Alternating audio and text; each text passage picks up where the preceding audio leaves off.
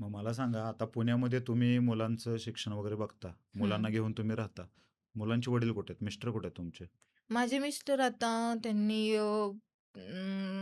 व्यक्तीबरोबर एका लग्न केलंय. म्हणजे तसं म्हणायला गेलं तर त्यांचे 4 लग्न झाले तब्बल. बापरे! हां, हां. तर सुरुवातीला म्हणजे एक गोष्ट सांगेन, की सुरुवातीला ज्यावेळेस माझं लग्न झालं होतं, हं, त्यावेळेस मला माहिती नव्हतं, की माझ्या मिस्टरांच्या आयुष्यात कुणीतरी आहे म्हणून.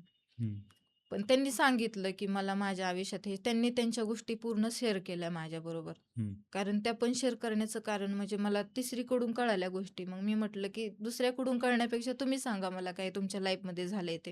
हं, हां, मग त्यांनी त्या गोष्टी सांगितल्याच्या नंतर मी समजून घेतलं त्यांना ते. कारण आता लग्न झालं होतं, इकडं आई-वडील गरीब आणि परत त्यांच्यावर बोज कुठं राहावा.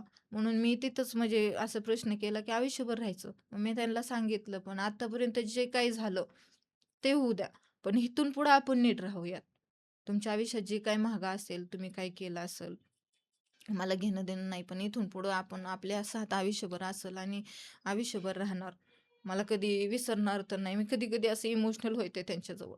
पण त्यांनी कधी माझे अश्रू बघितले नाही, कधी माझं कधी मन बघितलं नाही. मला कधी आवडतं काही बघितलं नाही किंवा मला माझी आवड कधी बघितली नाही. माझ्या कुठल्याच गोष्टी त्यांनी बघितल्या नाही.